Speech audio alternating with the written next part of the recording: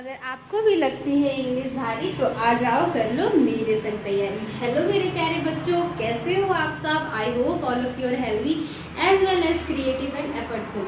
जी हाँ मेरे प्यारे बच्चों, मैं खुशबू रानी आ गई हूँ आपको इंग्लिश की बेसिक जानकारी देने के लिए। तो चलिए शुरू करते हैं।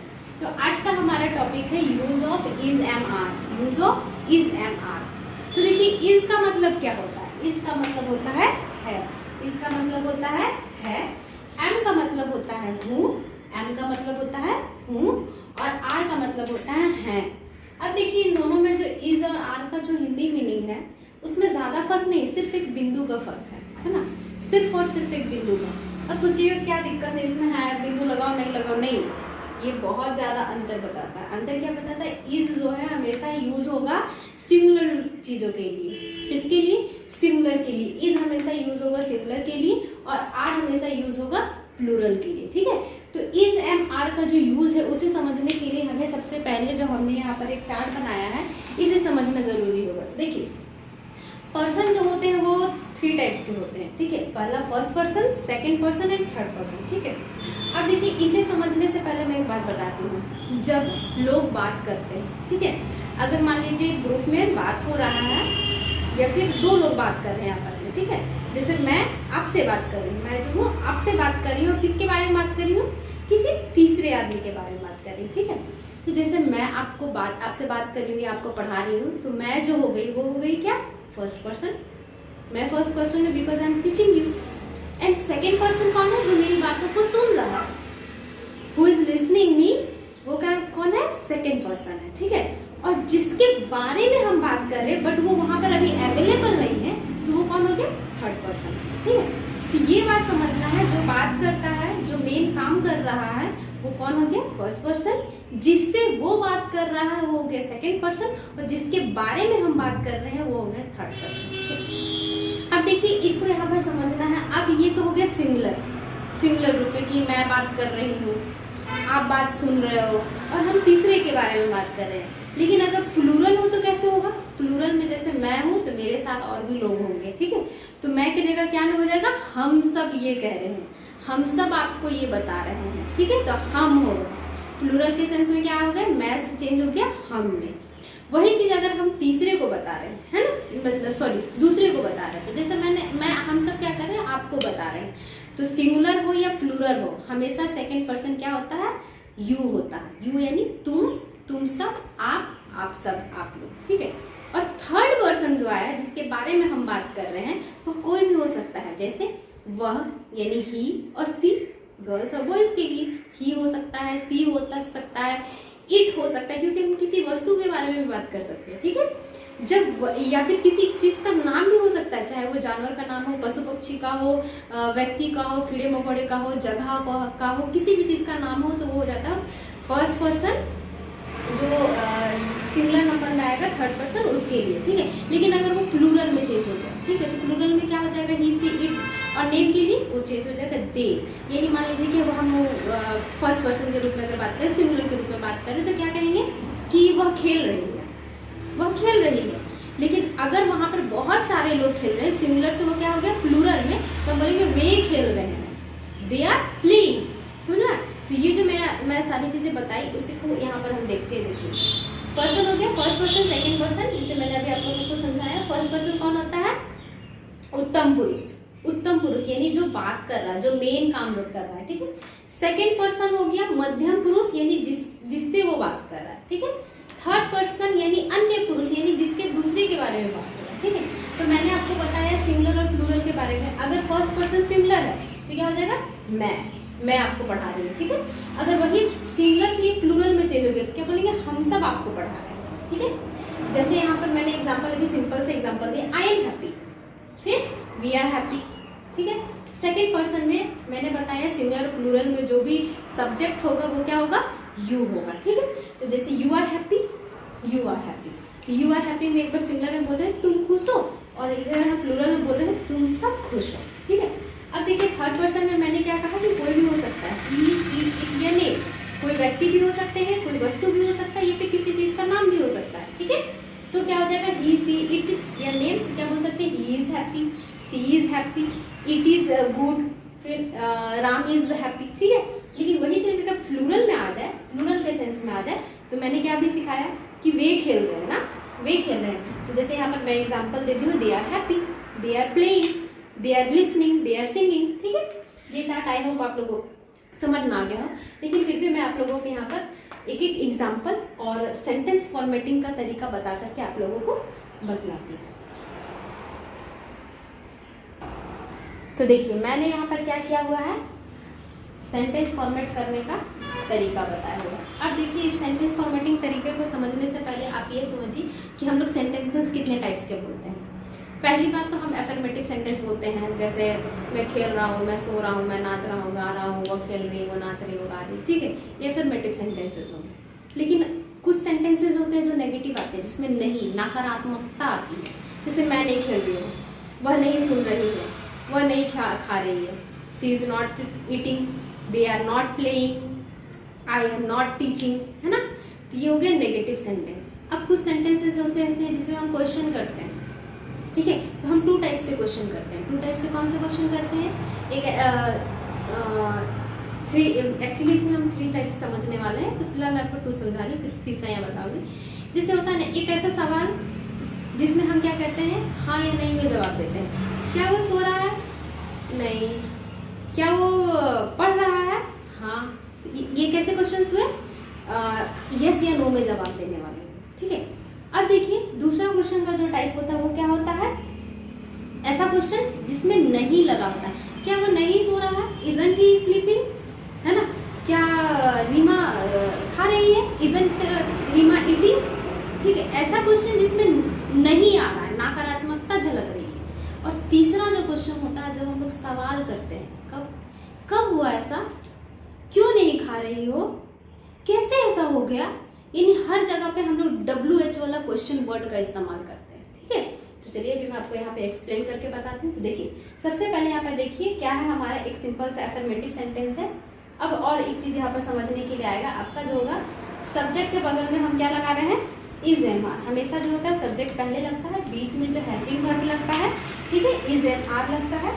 और उसके बाद देखिए यहाँ पर क्या लगा है, ऑब्जेक्ट के रूप में यहाँ पर हम एडजेक्टिव इस्तेमाल कर रहे हैं, ठीक है। एडजेक्टिव किसको कहते हैं, ऐसा वर्ड जो किसी चीज़ का क्वालिटी बता रहा हो, किसी चीज़ का गुण बता रहा हो, किसी चीज़ का दोष बता रहा हो, कि वो मोटा है, वो पतला है, वो अच्छा है, वो बुरा है, ठीक है।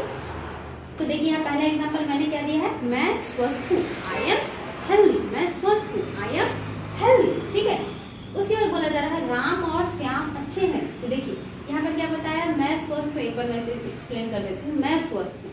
तो सब्जेक्ट कौन है इसमें, मैं सब्जेक्ट है, तो सब्जेक्ट मैं है, तो मैं का इंग्लिश क्या होता है, आई के साथ क्या लगता है हमेशा, एम लगता है। आई के साथ क्या लगता है हमेशा, एम लगता है, ये याद रखना है, आई के साथ हमेशा एम लगता है। और स्वस्थ का क्या होता है, हेल्दी, आई एम हेल्दी। अब देखिए यहाँ पर सेकंड जो एग्जांपल मैंने दिया है, राम और श्याम अच्छे हैं, राम और श्याम अच्छे हैं। तो देखिए यहाँ पर एक सब्जेक्ट था, लेकिन यहाँ पर क्या है, 2 सब्जेक्ट है, राम और श्याम, तो राम एंड श्याम। अब देखिए मैं आपको पहले ही बता चुकी हूँ कि आर और इज दोनों का है और है का वर्ड बनता है, ठीक है। लेकिन हम लोग इज का इस्तेमाल करते हैं सिंगुलर के लिए और आर का इस्तेमाल करते हैं प्लूरल के लिए। तो देखिए राम और श्याम क्या है, प्लूरल है, तो यहाँ पर क्या हो जाएगा, राम और श्याम के साथ क्या लग जाएगा, आर लग जाएगा। और कैसे है वो, अच्छे हैं, तो क्या हो जाएगा, Ram and Shyam are good, okay.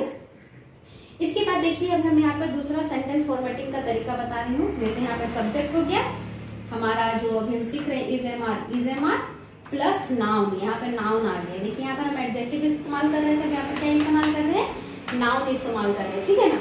तो नाउन क्या होता है, संज्ञा यानी किसी चीज़ का नाम, चाहे वो व्यक्ति का नाम हो, वस्तु का नाम हो, स्थान का नाम हो, कीड़े मकोड़े का नाम हो, पशु पक्षी का नाम हो, यानी किसी भी चीज़ का नाम हो सकता है। तो जैसे बोल रहे हैं हम लोग विद्यार्थी हैं, तो यहाँ सब्जेक्ट कौन है, हम लोग, ठीक है। तो हम लोग का इंग्लिश होता है वी।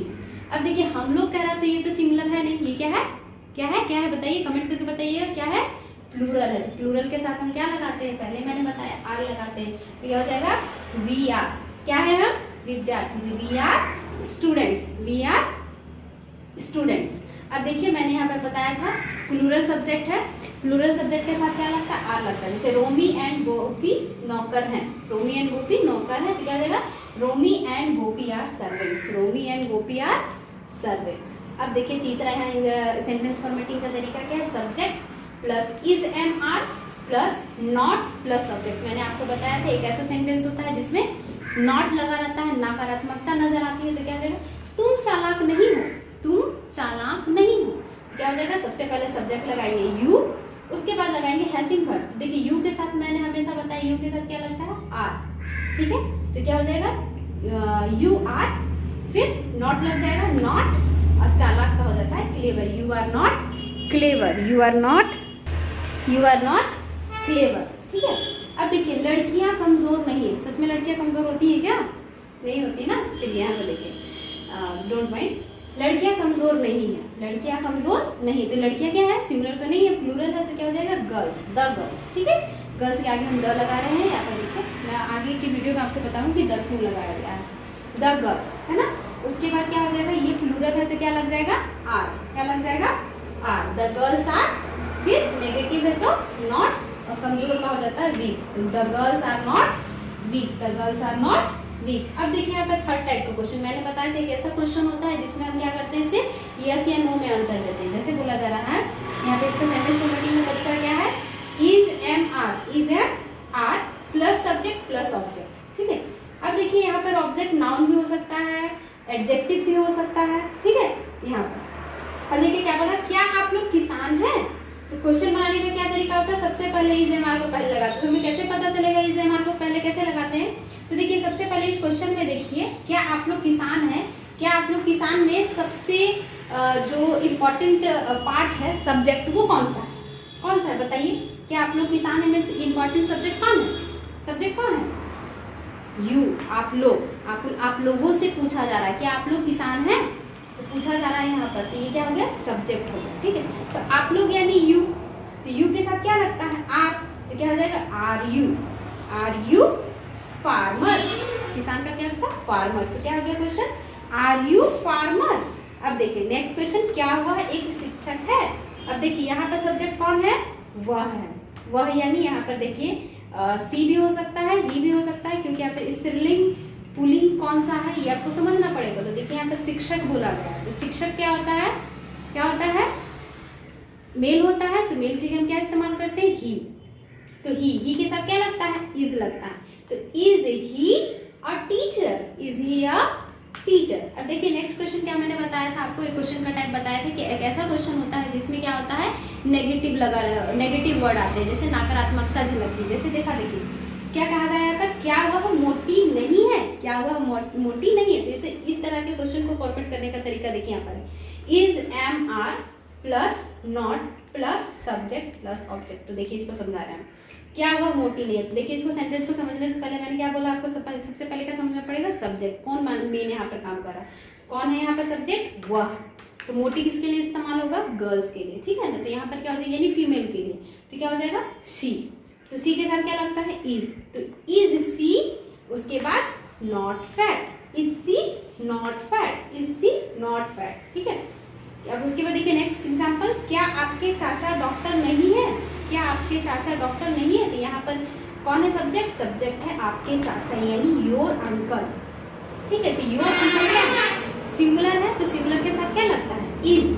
तो क्या बोलेंगे, is your uncle not a doctor, is your uncle not a doctor.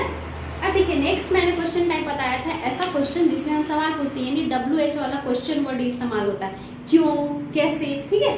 तो देखिए मैं यहाँ पर बता रही हूँ इसको, क्वेश्चन सेंटेंस फॉर्मेट करने का तरीका क्या होता है, why, how plus is am are plus subject plus not और ऑब्जेक्ट। यहाँ पर इसमें भी नकारात्मकता वाले क्वेश्चंस बनते हैं, जिसमें क्या होता है, जैसे आप क्यों खाना नहीं खा रहे हैं, why are you not eating food, ठीक है। तो ऐसे क्वेश्चन जिसमें नॉट लगे रहते हैं, तो वो मैं आपको बाद में बताऊंगी, अभी पहले इसको सिंपल समझते हैं। क्या बोला जा रहा है, वह क्यों दुखी है, वह क्यों दुखी है। तो सबसे पहले हमें क्या लगाना है, क्वेश्चन वर्ड लगाना। तो क्यों का क्या होता है, क्यों का मतलब होता है वाई, यानी वाई का जो हिंदी मीनिंग होता है क्यों, और हाउ का होता है कैसे, ठीक है।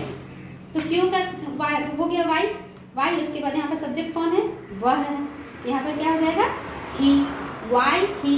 अब ही के साथ क्या लगता है, इज, तो why is he sad, why is he sad, ठीक है। अब देखिए नेक्स्ट क्या है, वे लोग उपस्थित क्यों नहीं है।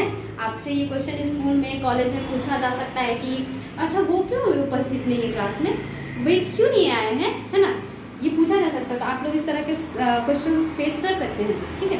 तो देखिए क्या बोला जा रहा है, वे लोग उपस्थित क्यों नहीं है, तो यहाँ पर क्या हो जाएगा, क्यों का इंग्लिश हो गया वाई, और वे लोग का हो गया दे, और दे के साथ क्या लगेगा आर, तो why are they not present, why are they not present, ठीक है। ये जो मैंने आप लोगों को सिखाया समझाया सिर्फ वीडियो देखने से आपको समझ में नहीं आएगी, आपको इसे एक्चुअली में आपके रियल लाइफ में per day to day life में आपको इस्तेमाल करना पड़ेगा, और इसके लिए आपको हर दिन प्रैक्टिस करना है। You need practice, without practice you can't learn anything, you have to practice regularly and definitely you will learn everything.